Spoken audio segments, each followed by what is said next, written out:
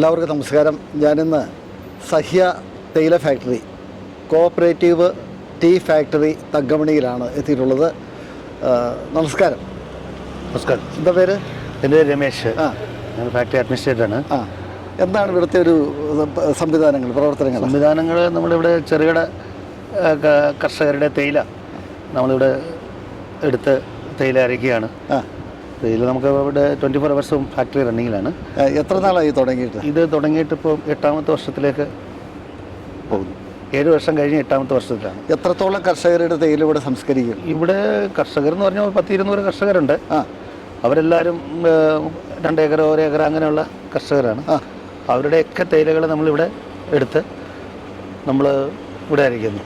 അപ്പോൾ ഇവിടെ എന്ന് പറഞ്ഞു കഴിഞ്ഞാൽ ആദ്യം കാലഘട്ടങ്ങളിൽ നമ്മൾ ഈ ഫാക്ടറി തുടങ്ങാൻ തന്നെ കാരണം എന്ന് വെച്ചാൽ ഈ ചെറുകിട കർഷകരുടെ തേയില മറ്റ് ഫാക്ടറികളിലൊക്കെ തീരെ വില കുറച്ച് എടുത്തുകൊണ്ടിരിക്കുന്ന ഒരു സാഹചര്യമായിരുന്നു. ഇപ്പം നമ്മൾ ഫിക്സഡ് റേറ്റാണ്, ഒരു 12 രൂപ വിലയാണ് നമ്മളിപ്പോൾ ഇതിന് വെച്ചിരിക്കുന്നത്.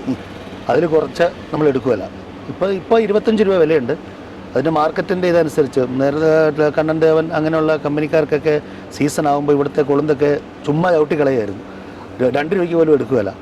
അങ്ങനൊരു സാഹചര്യമാണ് ഈ ഫാക്ടറി ഉണ്ടാകാൻ തന്നെ സാധ്യത. അങ്ങനെ ഈ ഫാക്ടറി ഉണ്ടായതിനു ശേഷം എല്ലാ കർഷകരുടെയും ലീഫ് കൊളുന്തുകൾ നമ്മൾ ഡെയിലി മിനിമം വില എന്തായാലും നമ്മൾ കൊടുക്കും അല്ലേ? മിനിമം വില 12 രൂപ, ഏത് സീസൺ എത്ര താന്നു പോയെന്ന് പറഞ്ഞാലും. പക്ഷെ നേരത്തെയൊക്കെ അങ്ങനെ അല്ലായിരുന്നു. 2 രൂപ 5 രൂപ 6 രൂപയൊക്കെ ചവിട്ടുമായിരുന്നു. ചില ആൾക്കാരുടെ എടുക്കുകയില്ല, ചുമ്മാ ഇങ്ങനെ റോഡിൽ കൂടെ കളയുമായിരുന്നു. ആ ഒരു ഫാക്ടറി തുടങ്ങിയിട്ട് എത്ര നാളായി? ഈ ഫാക്ടറി തുടങ്ങിയിട്ട് 8 വർഷമായി. 8 വർഷമായി.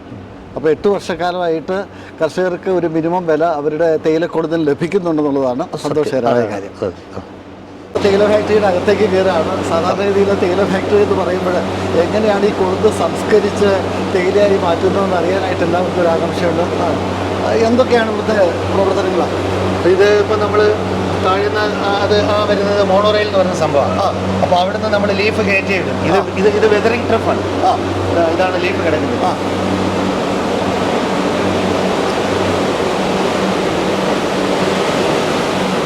അപ്പോൾ നമ്മൾ ഈ വെതറിംഗ് ട്രഫ്, ഈ ലീഫ് ഇന്നലെ വന്ന ലീഫാണ്.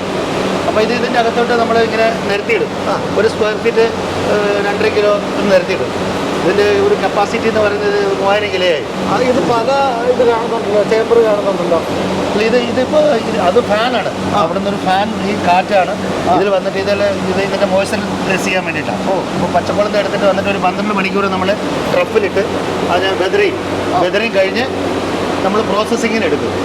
ഇതൊരു 80 ഇപ്പോൾ വരുന്നത് 100% ആണെങ്കിൽ ഒരു 70% ഒക്കെ ആകുമ്പോൾ നമ്മളിത് അതിനൊരു വാട്ടർ എടുത്ത് പിന്നെ നമ്മൾ അരയ്ക്കാൻ പോകും.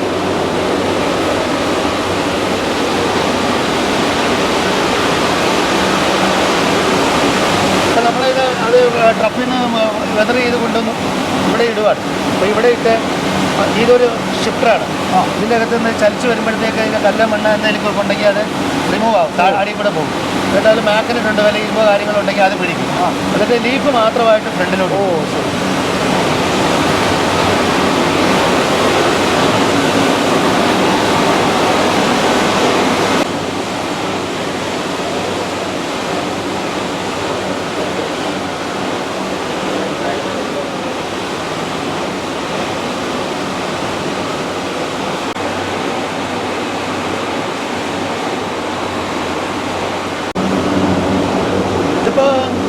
ഇതിന് ലീഫ് വാടി കിടക്കുവാണ്. ഇത് വാട്ടത്തിനായിട്ട് നമ്മൾ പ്രോസസ്സിങ്ങിന് എടുത്തുകൊണ്ടിരിക്കുക. ഈ ലീഫ് ഇതിപ്പോൾ എന്നാ തേയില ഇത് മിനിയാന്ന് വന്ന് കൊടുക്കാം. അപ്പോൾ ഇന്നലെ സൺഡേ ആയതുകൊണ്ട് ഇന്നലെ വർക്കിംഗ് ഇല്ല. ഇത് ലീഫ് ഷട്ടർ എന്ന് പറയുന്ന ഒരു സംഭവമാണ്. അതായത് നമ്മളിങ്ങനെ മിക്സി പോലെ അരച്ച് ഇതെടുക്കും. ഇതിന് വന്ന് ഇത് റോട്ടർവൻ എന്ന് പറയുന്ന സാധനം. ഇതെല്ലാം ഇവിടെ നല്ലോണം ഒന്ന് മിക്സായി ഇതിന് CTC പോലെ ഇത്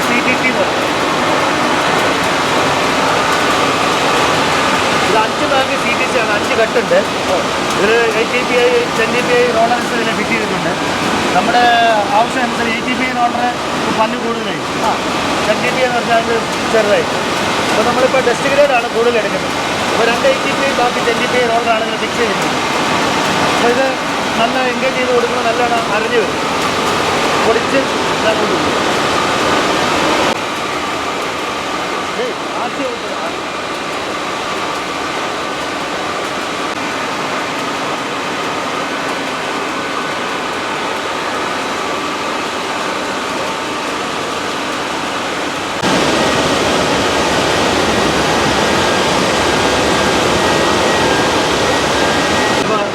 നോസറോട് കൂടിയുള്ള ഇത് കട്ടിങ് ഇവിടെയാണ് ഫൈനൽ. ഇത് കഴിഞ്ഞാൽ പിന്നെ നേരെ ഇത് ഫെർമെൻറ്റേഷൻ പോവുക ഡ്രമ്മിൽ. Fermentation drum. ഇവിടെ കൊളുന്ത് എത്തിക്കഴിയുമ്പോൾ പ്രധാനപ്പെട്ട ഓപ്പറേഷൻസ് ഏതെല്ലാമാണ് ഇവിടെ നടക്കുന്നത്?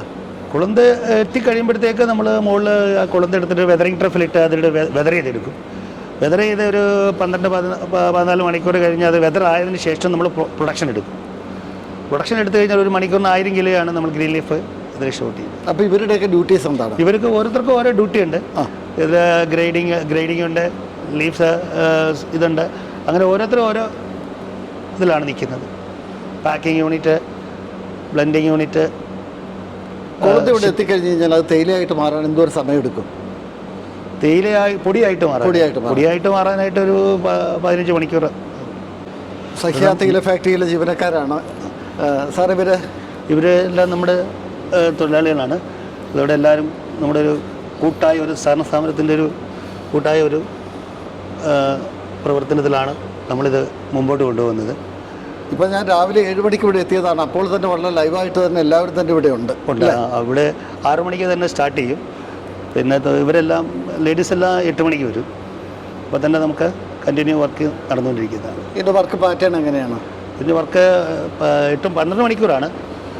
ലേഡീസിന് വന്നിട്ട് 8-4, 8-6, പിന്നെ 6 to 6, 24 മണിക്കൂറും പ്രവർത്തിക്കുന്നത്. അപ്പോൾ 24 മണിക്കൂർ പ്രവർത്തിക്കുന്ന ഒരു സ്ഥാപനമാണ് ഇതല്ലേ?